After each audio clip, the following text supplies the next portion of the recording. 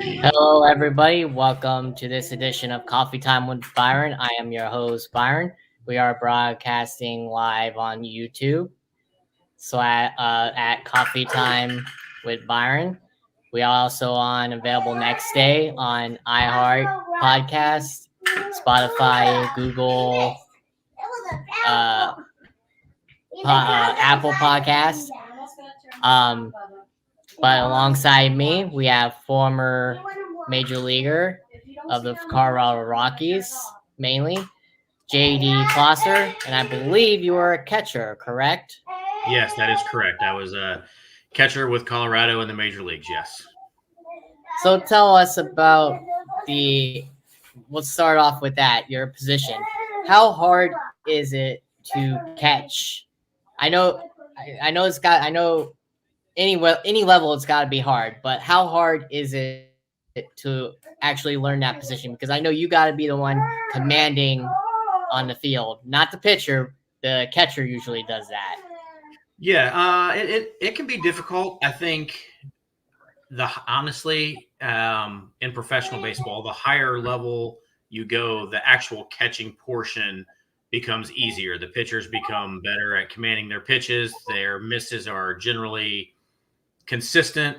So the actual physical catching part becomes easier. But like you said, mentally, it becomes more difficult the higher you go because now you're trying to gather information on the opposing hitters, understand what your pitchers do well, and understand how to attack hitters in order to win ball games. And sometimes at the minor league level, that is not always the main focus.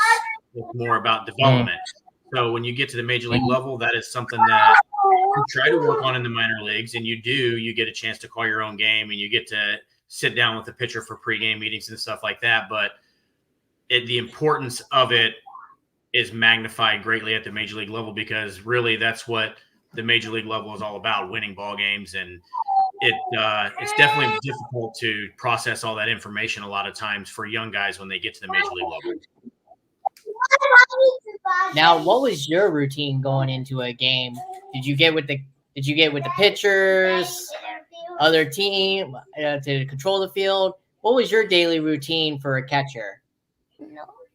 I think, let's start with the way it would work for a series. So first of all, a couple of days before a new series would come up, I would get the advanced information from, our advanced scouting department, and they would give that to me. I would go over it and highlight the things that I thought were important or would pertain to that particular series or whatever. And actually, as you got more and more time and you started playing teams over and over, it became much easier. It wasn't necessarily a 20-page scouting report all the time. It became just updates on this guy made this changes, this guy's hot right now, and things like that. So I would go over that a couple of days before this, leading up to the series, and watch some video that they would send as well. But then as the game started that day after batting practice, I would go in and yes, I would sit with the starting pitcher for that day, and we would kind of go over the game plan of how we wanted to attack each hitter in the lineup, depending on the situations, who we wanted to attack.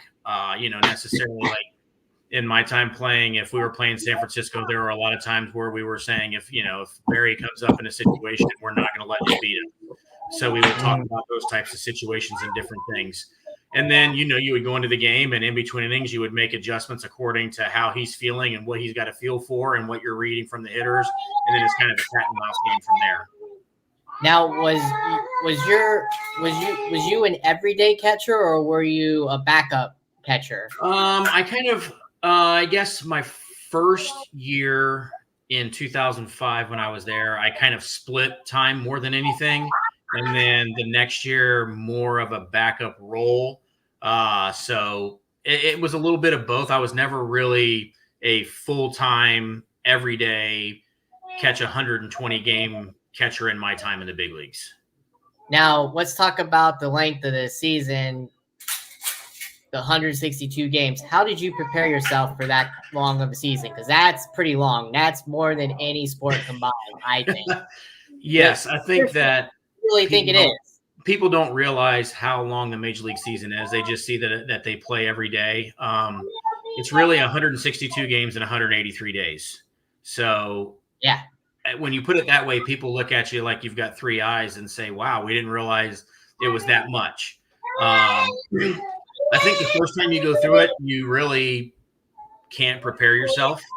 I don't think that there's any off-season training or anything that you can do during the season that will prepare you for going into spring training in February, playing all the way through the end of September, and hopefully, I was never fortunate enough to do it in the major leagues, play into October and late October.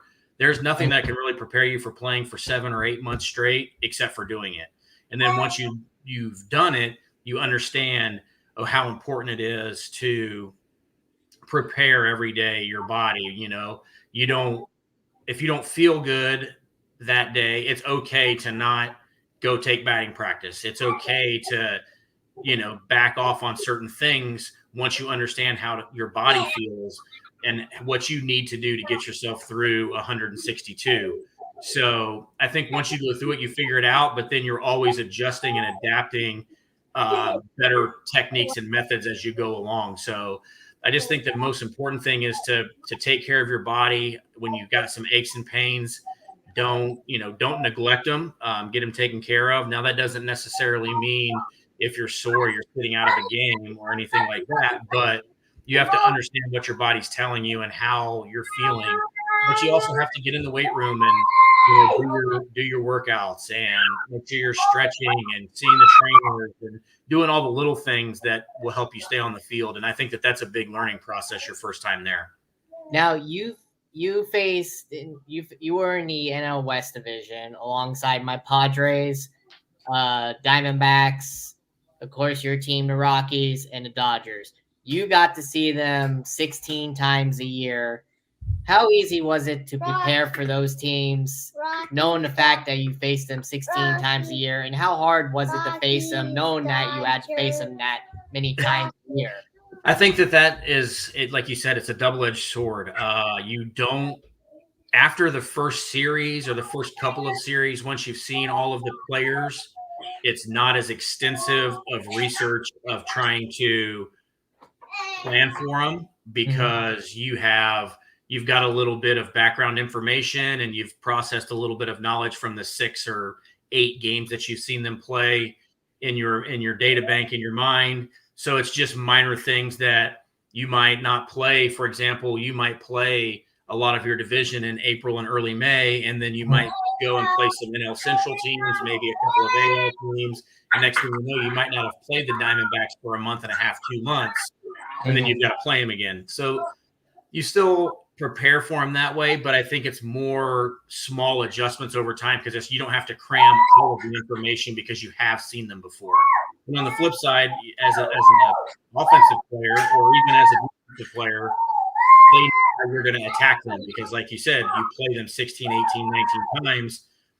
You have to play that little game of, okay, yes, we know we're going to get so-and-so out with this pitch. Well, maybe we don't try to get him out with this pitch early in the game and we save that opportunity for later in the game when it really matters in a big situation. So there's those games that have to go on when you do play each other that many times. Whereas if you just are going to play an interleague game and you've got a series that you're only going to play 3 or 4 games, then you don't necessarily have to do that as much.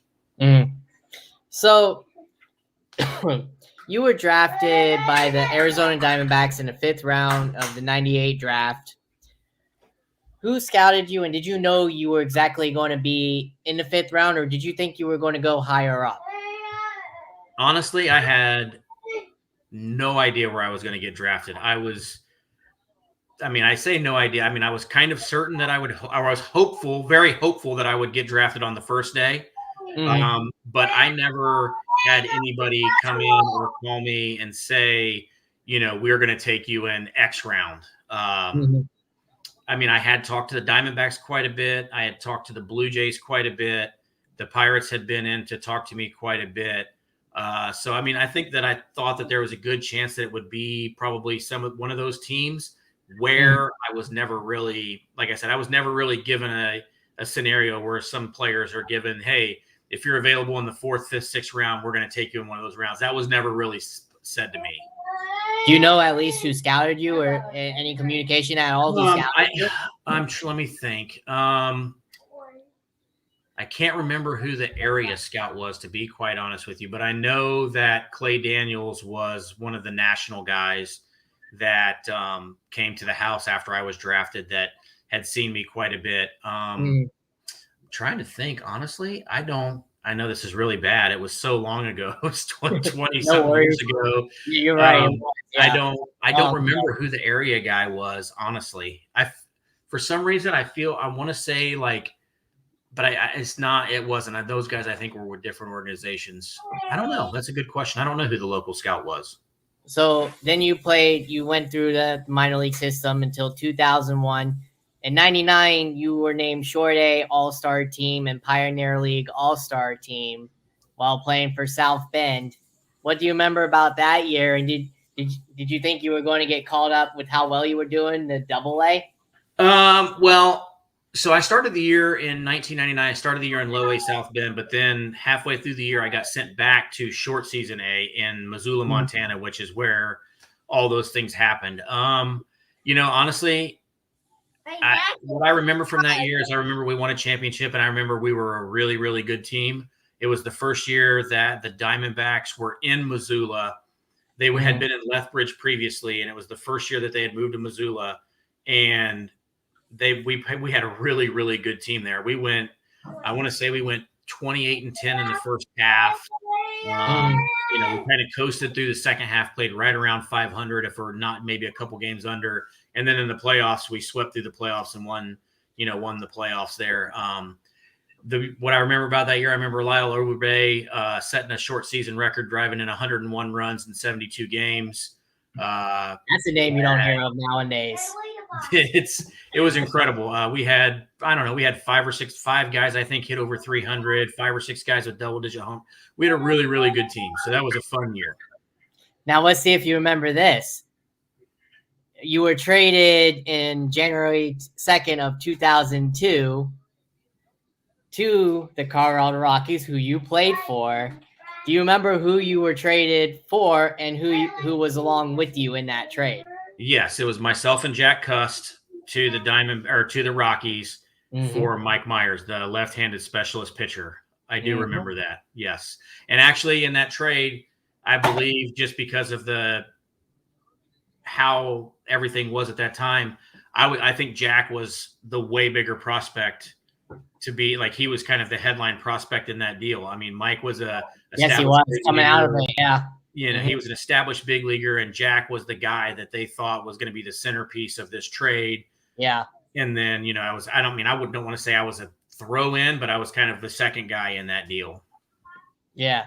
So, who told you were going to be traded? Was it your coach, manager? Actually, I was living in Tucson at the time, working out at our complex, our spring training facility there, and it was our director of player development that called me and told me I had been traded, and he just passed away a couple years ago, and now my name, I can't think of what his name is right now. But he's the one that called me and told me I had been traded. What's your mindset when getting traded? Are you upset? Do you want to stay where you're at? I know it's a business thing and it's a day and day thing or whatever business thing, but I know a part of you or a part of players, that's got to hurt players, because I know players ultimately want to stay in their destination for years down the line. What was that like to you getting traded? The first time I got traded, I wouldn't say that I was upset. I was a little shocked, to be honest with you. I didn't see it coming, but when I looked at it objectively, I knew it was probably a good thing for me, because there were a couple of guys that had been drafted that were ahead of me, that got drafted after me, that were ahead of me, and were going to get opportunities in at the higher levels, at the next level, and things like that. So it was a good thing. I saw it as a good thing. It was disappointing and frustrating a little bit as well, just because, like you said, those are the guys that I was drafted with, and those are the guys that I knew. Going to a new organization, it's always, what do they how do they value me? They're never going to have the same value as a club that drafted you and spent money on you in the draft. So I think that part played into it as well. But also it wasn't like it was a swap of two minor leaguers either. So I think knowing that I was traded for a major league player helped the transition, because it made me feel like, okay, they gave up a major league player for me to come over there. So they obviously have some plans and some interest, and think that I have something that I can bring to the organization to help the organization. So after you got traded, like you said, you went to Tulsa Drillers, and you hit 283 with 13 home runs and 54 RBIs. Take us through that year. What do you remember most about that year? Did you guys make the playoffs that year? How was that team? Let's see. That was so when I got traded in 2002, I went to AA, which was for us that year was in Carolina in the Southern League. And yes, we had a good club. Actually, a lot of the guys that ended up playing in the major leagues for the Rockies were on that team in Carolina that year, and Tulsa the next year.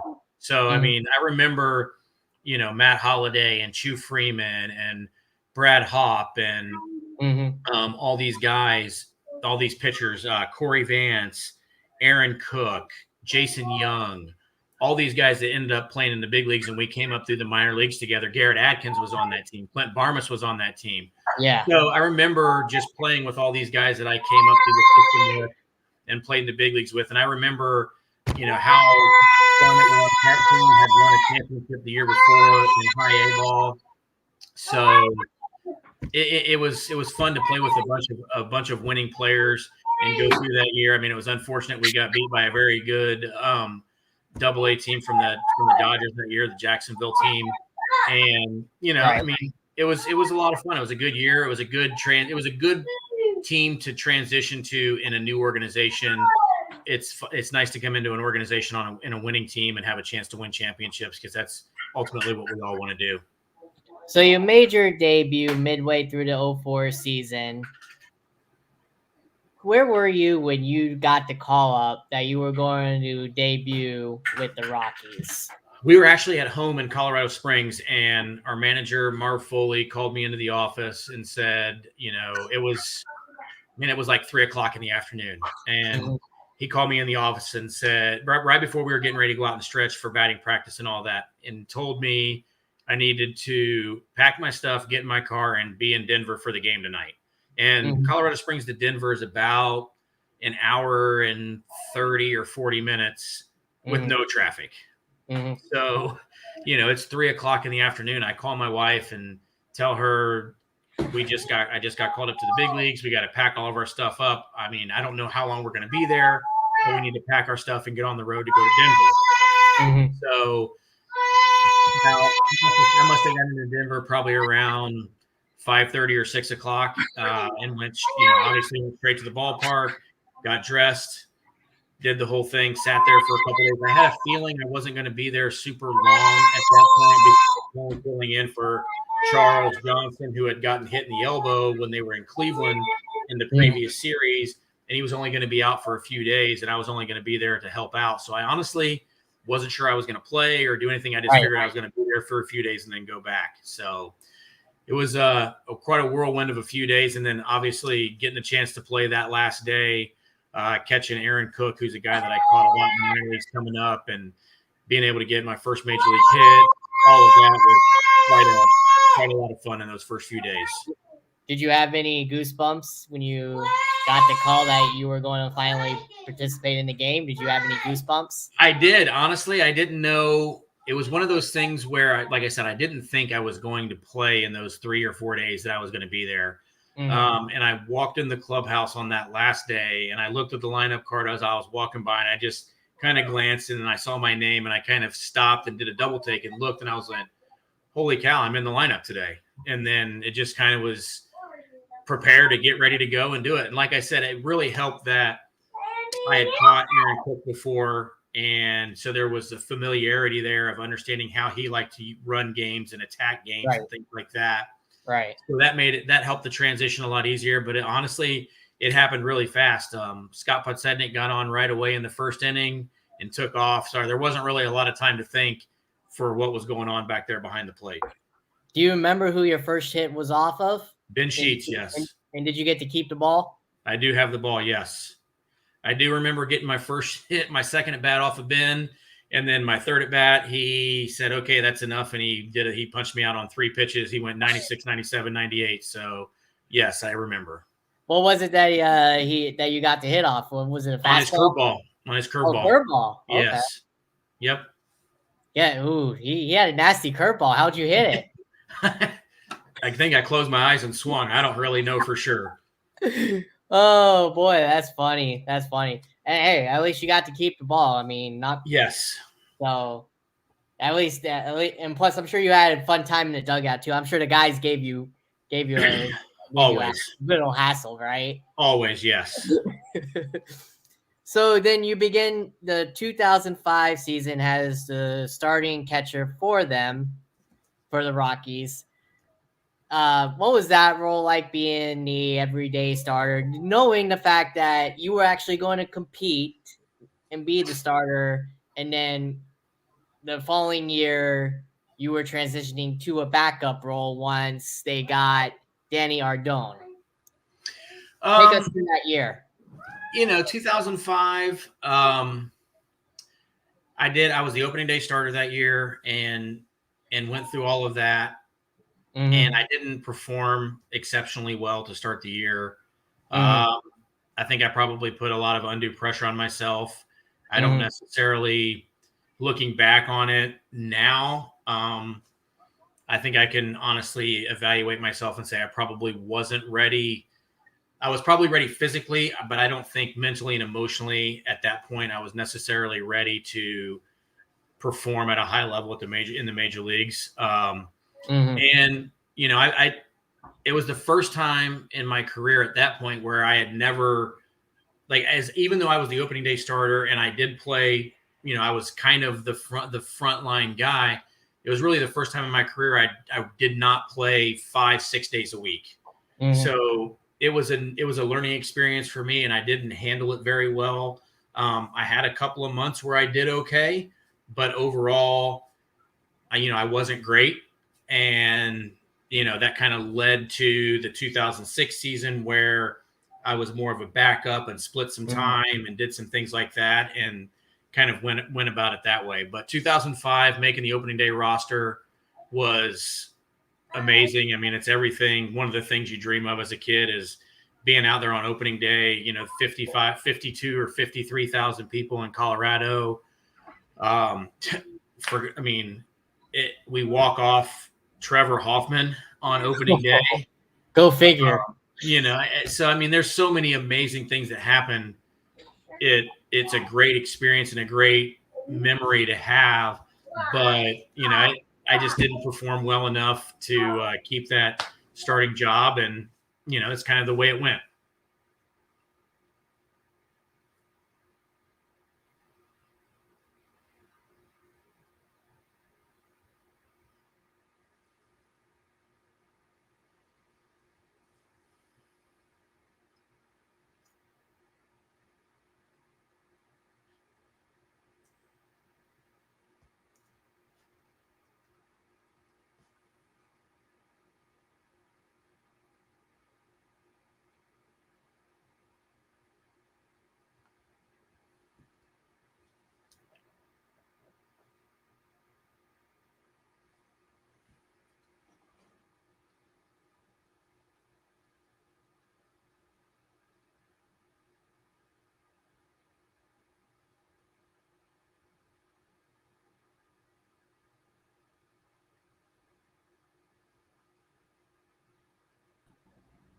Sorry about that. I don't know what happened. All right.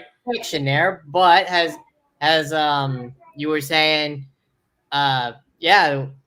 what a good way to have an opening day. You walk off against one of the greatest closers of all time, Trevor Hoffman. Very much so. Who I grew up watching.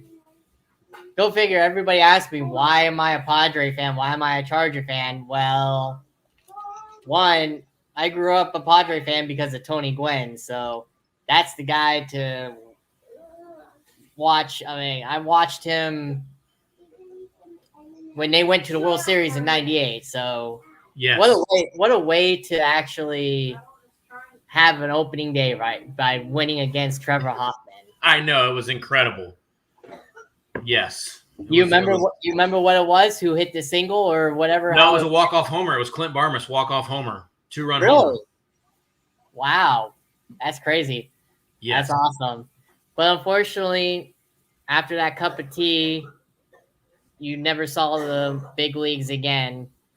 Did you know it was kind of the end of your career in the majors after that point, or did you think you had a shot to make it again? Well, I think I always thought I had a shot to make it again. After the 2007 season, 2008 was my first year as a minor league free agent. So at that point, you're always trying to put yourself with an organization that you feel like you have the best chance to make it to the big leagues with. So I always felt, going into every year that the team that I signed with, if I performed, I would have a chance to make it to the major leagues. Unfortunately, that was never the case. I was never in a situation where I picked the right team. For example, in 2008, I had 3 organizations that were pursuing me. I chose the one that I thought was going to be the best opportunity. They had a couple of their major league guys that were hurt. And unfortunately, both of those guys ended up being healthy very early in the year. One of the organizations that I passed up had a couple of guys that ended up not doing well. And the guy that signed there instead of me ended up being in the big leagues. So, I mean, you hope that you pick the right opportunity in the right situation, but it doesn't always work out that way. So I never felt like it was over after the 2006 season. It just was never fortunate enough to get another opportunity, even as I felt like I was more prepared for the role that I would probably be in the longer I played in my career. And I started to understand who I was as a player and how to play off the bench and play 2 or 3 times a week. And, as you learn those things, hopefully you get a shot and you can be successful, but that never was the case. Now, obviously, you played in Coors Field, obviously. So tell us, for fans who have not been there, is the whole for real that whole stadium thing for real about it? It's actually a true hitter's ballpark with the air and all that, and how it's a true hitter's ballpark. Did you get that feel when playing there? Well, I think you're asking the wrong player that question, because I believe I'm about somewhere in the bottom 5 at last time I heard of career average at Coors Field, one of the 5 worst of all time. So, but yes, it actually was a great place to hit. A lot of people came in there and did a lot of really, really good things. And, I played with a couple of guys there, obviously Matt Holliday and Todd Helton. And in 2004, when I was there, Larry Walker, who's now a Hall of Famer, Vinny Castilla, who was an incredible third baseman. I mean, there's a lot of guys that had a lot of really good careers at a very, very, very good hitter's ballpark. So yes, the rumors and stuff are true. It is a great place to hit.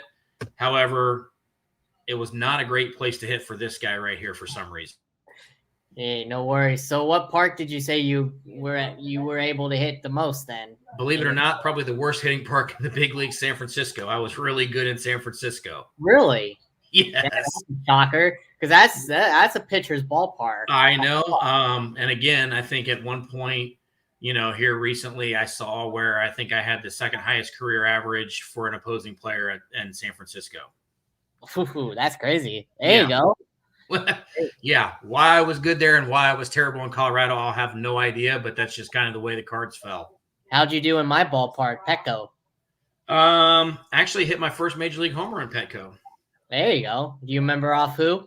Dennis Tankersley. Oh, I remember him. Whatever happened to him? I don't have any idea. I just know he tried to throw a backdoor slider, and it was a 2-1 ball game. We were losing, and I hit a 2-run homer in like the 6th inning. And we ended up winning the game 3-2. Did you get to keep your first home run ball? I did get the first homer ball, yes. Was it a ransom? No, I don't think so. I think they're like, who the heck is this piece of junk? We'll give it back to him and we'll just take another ball from somebody else. There you go. There you go. There you go. But yes, I do have it.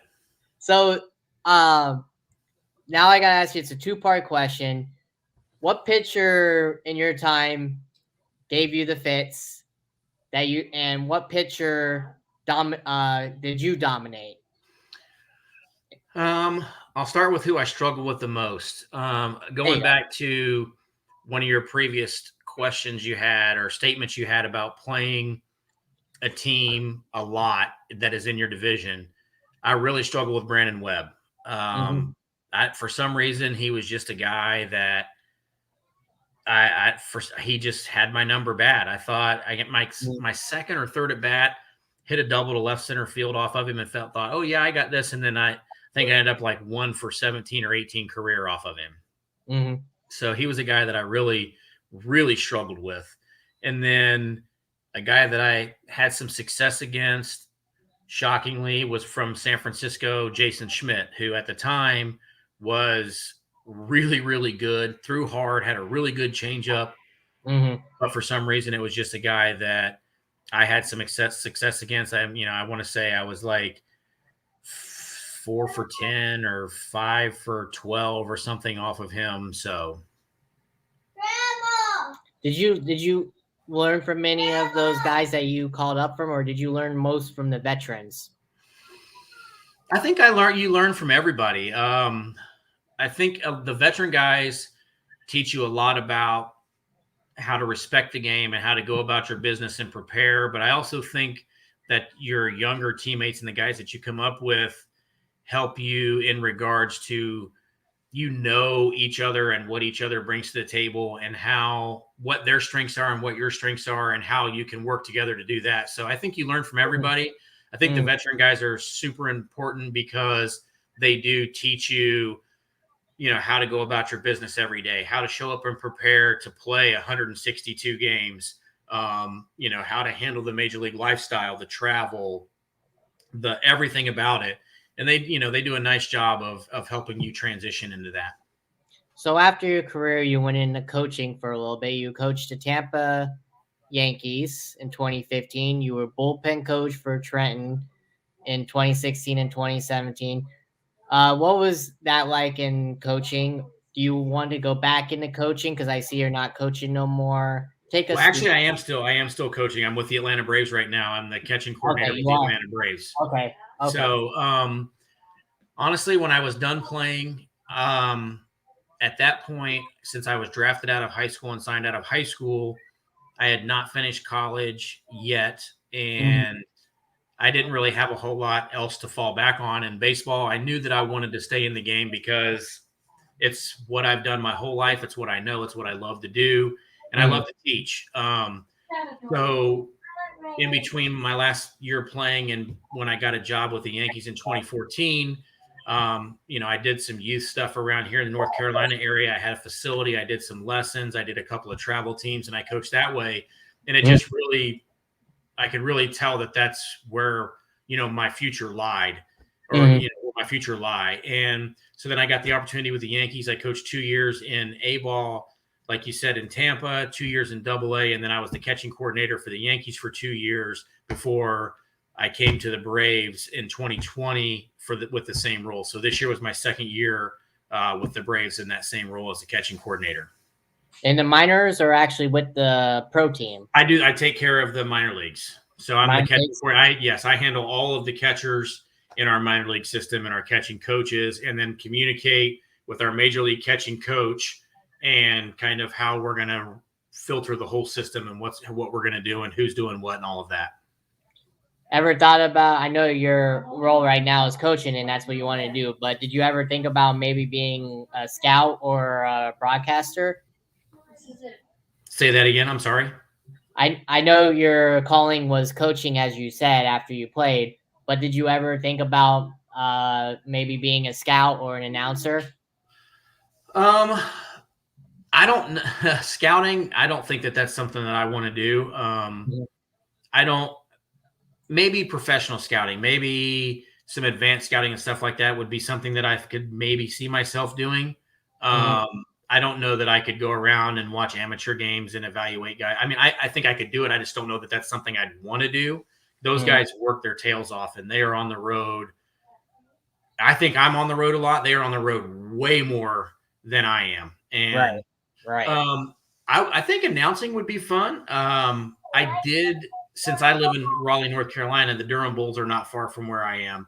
So the guy that does radio for them was actually our radio broadcaster when I was at AA in Carolina. So I had been in contact with him, and I went and I probably did, 4 or 5 games as on the radio with him, or a couple games were on TV, I guess. And that was definitely something that I enjoyed doing, and doing the color for that and watching the games that way and seeing it from that perspective. So now let's talk about current topics in today's game. I know you still follow because you're a coach. Your Rockies. I think they're in total rebuild mode. I know nobody wants to say it, quote unquote. Nobody wants to say that. But honestly, from your standpoint, it's total rebuild mode for them. What do they have to do to get back to their playoff mode and World Series mode that they were in 10, 15 years ago? Well, I think obviously, like you said, they are in a transition period. I don't know whether you want to call it transition or rebuild or whatever it is. They're trying to figure out what their core is going to be and how they're going to move forward. They've got some good players in their system that I saw when I was coaching in AA. I saw some of their players that were in Hartford those years. Brendan Rodgers, the shortstop. I know he's been up and down a little bit. Yeah. I don't know. I'm not going to say he's Trevor Story or anything like that, but I think that they feel like he can step in and be a pretty solid piece for them at shortstop in the future. And he's young. You got Josh Fuentes that can play third base, another young guy that's got that. You've got Tapia in the outfield, who's a young guy.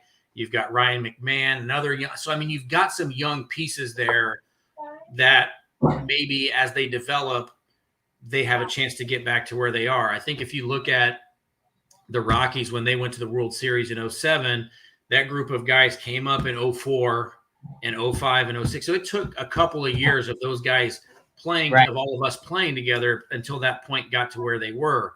You also have, they've got some good young arms too. I think you look at Herman and Sensatella, and they've got some guys there that they've got a chance to do some things. They just signed Elias Diaz to a 3-year deal, so they're solidified behind the plate. So they've got a chance to move in the right direction with where they are of what they're doing. You just have to have the patience to kind of let these things play out. Look, they're in an extremely tough division right now. Yeah. So, they could go and win 90 games and be 4th in that division. Right. I agree. So, I think they've got to wait for the Dodgers and the Giants and the Padres to stink again as one, at least 2 of those 3 teams, so they can get a chance to compete back in the top of that division again. And, then as they piece this thing together, we'll see what happens for them. Ultimately, do you think, though, that downfall for them, as it's been lately, is basically the bullpen? Do you think that will be what's haunt them? I can't say that I've watched a ton of Rockies games in the last few years. Obviously that's everybody at this point in the way the game is being played. I definitely think everybody's bullpen is a big part of what happens now. So if you want to be a successful team, I think you have to look at the bullpen and you have to have 6-7 pieces down there, especially during the regular season, to put yourself in a place to be able to be successful. If you look at how we were this year, we had 3 or 4 starters for most of the year, but there were a lot of times where we had 6 or 7 guys in the bullpen that we relied heavily on at different points. The Dodgers, that was one of their big things. They had 7 or 8, 9 guys in the bullpen that they relied on. The Brewers, another playoff team, kind of a similar situation. However, their 2 frontline guys really ate up some innings for them with Burns and what's the other guy's name? The other big right-hander throws. I know who you're talking about. Woodruff. Yeah, Woodruff. Yes. So, they had some horses there at the front, but when you look at the way the game is being played now, that's a big part of what's going on is the bullpen. So I definitely think that as we're moving forward, if teams that want to be successful have to really solidify a really good bullpen. Now let's talk about my Padres. We had a down year, obviously. I'm not going to blame injuries because everybody had injuries, so I'm not going to use that as an excuse. Everybody had injuries. What do you think went wrong with the Padres? Was it too much hype? What was it? Because everybody was saying they were going to win the division, beat the Dodgers. What do you think was their downfall? Again, they were in a division with two teams that won 107 and 106 games. I mean, that makes it really tough right there. So, I mean, when you're winning that many ball games and you're playing your own division that much, that leaves a lot of losses for everybody else in that division. However, with San Diego, it seems like they kind of tailed off a little bit at the end. I don't know if it was fatigue. Like you said, there was some injury that mixed some things up for them. Obviously, other than Melanson, they had some pitching issues. Mm-hmm. And then I do believe that, and I'm not blaming anybody on this. I do believe from what it looked like that there might have been some internal cultural issues that they were struggling with as well amongst the team. I don't know if it was a leadership thing or just a fight for who's going to be the alpha male kind of thing. But there was definitely something going on that I think also behind the scenes probably played into that a little bit as well. Now, do you think – I didn't think this guy was available because I thought he was still under contract with Oakland, and I thought this was impossible, but they snatched him away from Oakland. How well do you see him performing with the Padres? Well, I mean, he's been very successful in a lot of places he's gone. I don't know why the success wouldn't carry over for him in San Diego. He commands a lot of respect right away because he's won a lot of major league games. So I think that would probably be a big part of what he brings to that team is just the presence of what it takes to win at the major league level and win divisions and be in the playoffs and do the things that they feel like they can do in San Diego. So, I think it'll be good for them.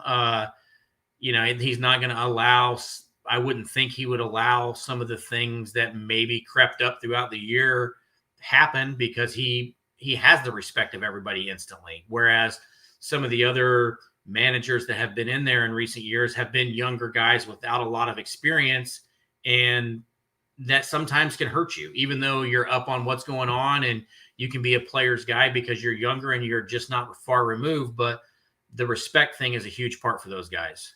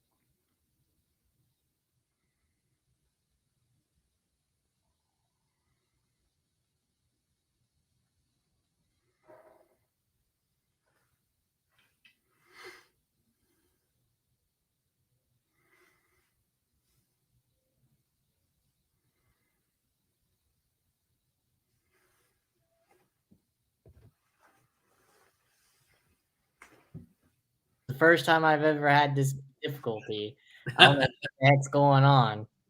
All right.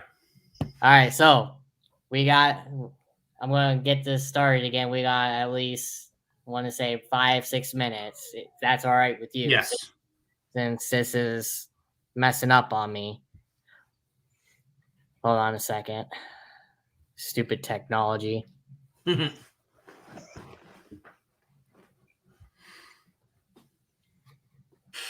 All right, sorry, we don't know what's happening, but now that we're back, we got 5 more minutes.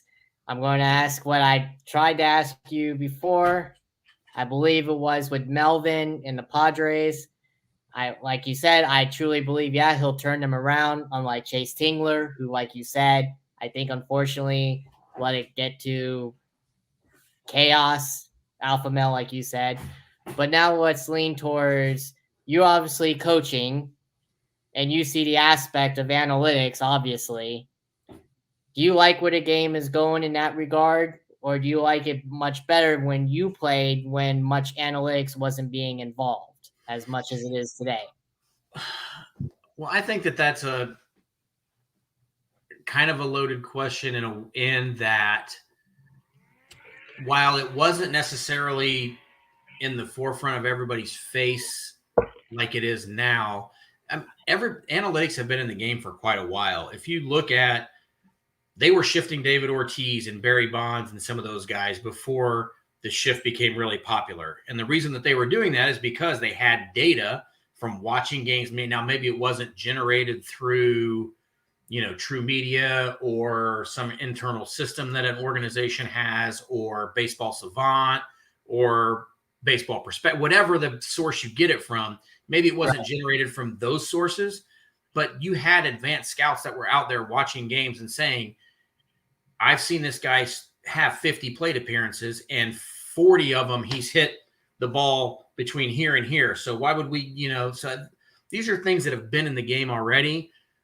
So I don't think that it's new in the sense that we now have terminology for a lot of this stuff. I think we've known for a long time, if you hit the ball hard through the middle of the field in the air, you're going to be more successful than if you hit a ground ball. I think we've always known that, if a guy's got a high spin rate, it doesn't matter how hard he throws, it's going to appear harder, perceived velocity. I think we've known these things, but now we have the ability to quantify them and when we have actual names for them. Whereas before it was just, hey, if a guy threw 88, 89, 90 miles an hour, four seamers up in the zone, it was just, it was the invisible fastball. We didn't know why. We just knew it was successful. Right. So I think analytics have been here, maybe not to the extent that they are now, but I think it's been here. I think that there are aspects of the analytical game that are extremely valuable in that they allow you to show a player he's having success when the traditional numbers on the scoreboard don't necessarily reflect that. And a great example of that is when I was coaching in Trenton in 2016, we had a guy by the name of Tyler Austin, who's now in Japan, was playing first base for us. He was a big prospect for us in New York, kind of fell off the radar. And then he was in Double-A with us that year. Well, his numbers on the board were not that great. But when our hitting coach at the time went back through some expected batting average and some expected some different analytical numbers and showed him, said, look, your numbers are reflecting this, but this is exactly what should be happening. So continue to do what you're doing. And sure enough, he continued it. Didn't necessarily have all the success at Double-A, but he went to Triple-A that year and went off because the bad luck turned around for him because he continued to do the things he needed to do. So I think that there's definitely value in them and being able to use them, but it's just part of coaching is understanding when to use them and not allow them to always be the end all be all for everything. I think they're a piece of what we do, but I also think seeing the player and talking to the player and having those conversations and having some ideas of what you're seeing match up with that is how this whole thing works together. Couple more questions before I let you go so you can go off on your vacation, which, by the way, have fun. Yes, I appreciate that. Thank you. The pace of the game. Do you like where that is going? What can Major League Baseball do to change it? Because I'm tired of seeing the 4.5, 5-hour games. I really am. So what can they do to change it? I think from my perspective, I think the pace of the game is the pace of the game. Do I think that we could do better? Probably. I know that a lot of major leaguers are against the pitch clock and things like that. However, I think that over time is going to change because I would say that 85% of the guys that are in the major leagues now have come up through the minor leagues with the pitch clock. So I don't think that is necessarily going to be a big issue. I think part of what goes on is the commercials are forever long because there's so much money being thrown around out there. Yep. That leads to, I mean, when you're going from a 2-minute and 25-second commercial break like you would have during the normal regular season to a 2:45 in the postseason, I mean, you're adding infinite, tons of time that wasn't there. So that's never going to go away because that's revenue, and I get that. I think obviously starting pitching only going 4 innings, and then when you play the other 5 innings, having 5 relievers and getting a new guy all the time, that builds into it too. There are things that are going on in the game that are creating the length. I don't know the answer to how to speed it up. Does it stink sometimes to sit there and when you watch a game that starts at 8:00 and next thing you know it's after 12:00 and you're trying to finish the game? Yes, but I think that it's just the pace of play is kind of a tough thing to mess with. And I know we've tried with the 3-batter minimum and things like that, but I don't know. I just think that it's going to be difficult. And now let's go with your catching position. Buster Posey just recently retired. He's obviously going to be a Hall of Famer, I believe. Is there any current and former players that you think will or should be in the Hall of Fame that's in your catcher's position? Well, I think the most obvious one is Yachty. Yachty's going to be a Hall of Famer when he's done. Mm-hmm. It's funny that conversation about Buster. He's a great player. There is no doubt about it. And I think that that's going to be a very interesting Hall of Fame ballot in 5 years to see what everybody thinks about that. Mm-hmm. I'm trying to think of other catchers that are playing right now that I think could be Hall of Famers. I don't know that there are any other catchers out there right now that are potential Hall of Famers, to be honest with you. I mean, that's a high standard right there.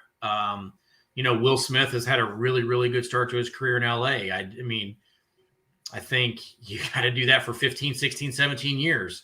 Salvador Perez has had a great career so far in Kansas City.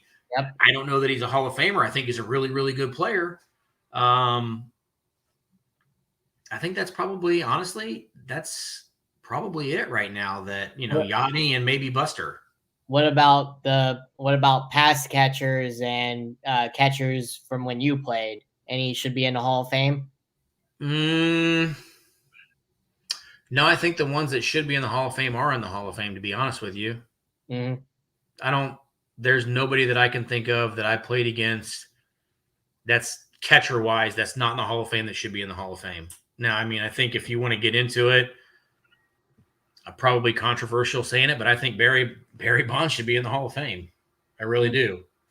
It's going to be interesting to see how his last year on the ballot goes this year. It's going to be interesting to see how they perceive Alex and David Ortiz and some of those guys this year going on the ballot for the first time. I think Todd Helton, and I think Larry was a great player. I think if Larry's in the Hall of Fame, I think Todd should be in as well. Because if you look at their career numbers, they are very, very similar. Yeah, very. Todd was an amazing player to watch play every day. I just don't think, because we were in Colorado, I don't think people realized how good he really was. I agree with you on that. So the last question before I let you go is define your career in one word. It's a 2-part question. That's the first part. And the second part is for anybody out there wanting to be a catcher, what advice would you give them? Okay, so to the first part of the question, let me clarify. Are you saying the entirety of my career? Yes. Or entirety of your career. In one word, how would I I was satisfied. I would say I was satisfied. There you go. Do I wish I would have gotten more major league time? Yes. Do I have any regrets of what I did? No. I'm completely at peace with my playing career and how it turned out. I got to do a lot of things that I never would have done in my life. Go to play in Dominican Republic, go to Taiwan, go to Canada, like go to tons and tons of different places across the U.S. that I never would have gone. So Hawaii, like just so no, I think I would say satisfied for that. And as far as the second part, what would be my advice is don't let anybody tell you can't do anything, because I grew up in a small town in Indiana. I was told my whole life, basically, you're from a small town in Indiana. It will be very difficult, and you probably won't be able to do the things you want to do. And it reminded me kind of my whole life. One thing that I had heard that I kind of lived in a way about was Johnny Bench, obviously being from a small town in Oklahoma. Mhm. When he was in like the second or third grade, the teacher asked him, what did you want to be when he grew up? Mhm. And he said a major league player, and everybody laughed. In the 8th grade, they asked the same question, same answer. Everybody laughed again. By the 10th grade or by the 11th grade, nobody was laughing anymore.